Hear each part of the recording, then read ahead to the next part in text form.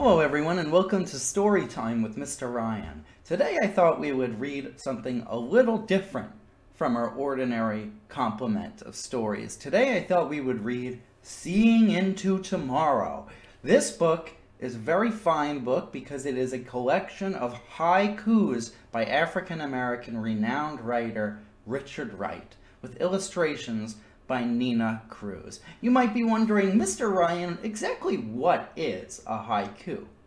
Well, a haiku happens to be a very ancient and prolific Japanese art of poetry that depends upon syllables. So in a haiku, we use a certain format for structuring our poetry. And simply put, a haiku is 3 lines with each line conforming to a set of syllables. Each line, the first line has 5 syllables, the second line has 7 syllables, and the third line, once again, has 5 syllables. And this results in a beautiful demonstration of words and prose that makes you really think about the depth of the poetry. Let's get into this book, shall we? The poems in this book were written by a man named Richard Wright.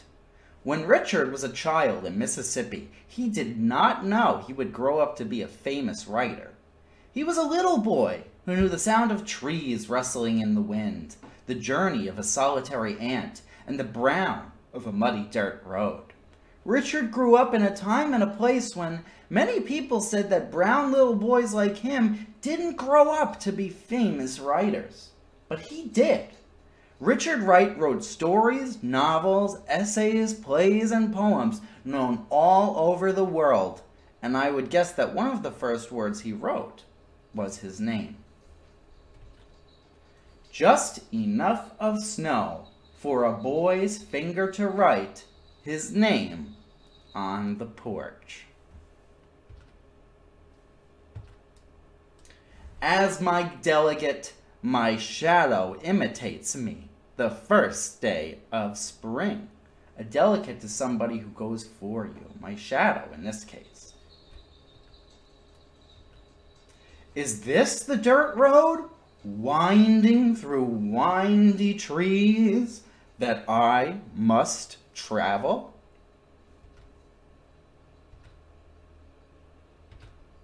So insistently, a crow caws in a spring field that I want to look. Caw, caw. Under a low sky, a boy walking with a dog in the spring rain. The clouds are smiling at a single yellow kite swaying under them.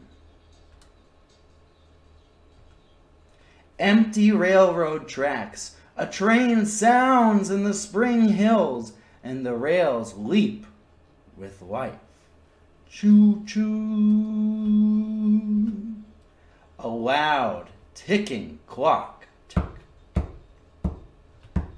Sounds in rhythm with the heat of a long, slow day. Suddenly mindful, the tree was looking at me, each green leaf alive.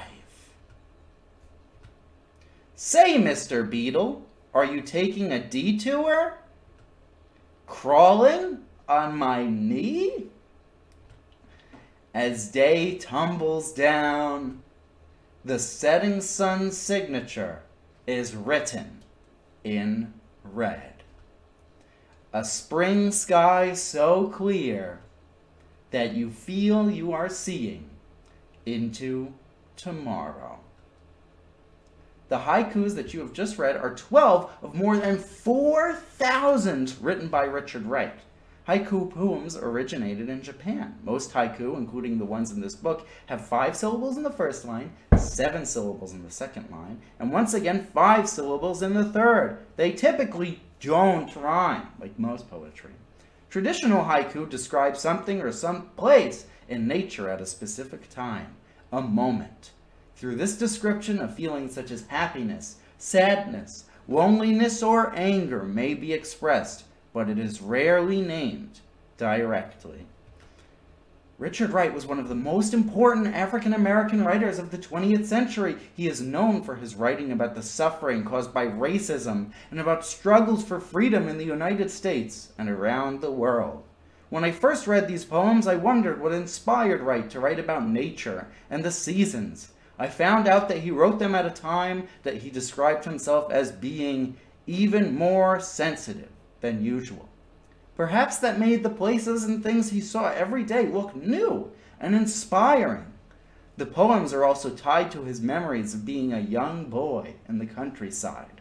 Memories of days passing slowly, of finding magic in watching ants in the grass, clouds in the sky, and geese and sparrows flying far above. Richard Wright was born in 1908. His family lived on a farm. They were very poor.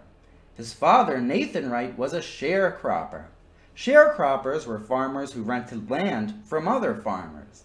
They often owed the landowner more money than they could earn from the crops that they grew. His mother, Ella, had been a school teacher, but she stopped working to raise Richard and his younger brother, Leon. Nathan left the family when Richard was quite young. Ella struggled to support herself and the boys, but she was often ill and could not work. They sometimes lived with her relatives, and Ella briefly put Richard and Leon in an orphanage when she had no means to support them. Food was always scarce for Richard's family, and he often didn't have enough to eat. Despite that, his greatest hunger was for knowledge. Because his family moved often, Richard was in and out of school. He was very bright, and when he went to school, he excelled.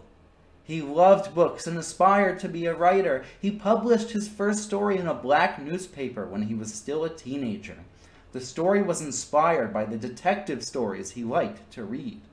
Richard left Mississippi as a young man and went to the North, like many African Americans at that time, following promises of better job opportunities and freedom from segregation.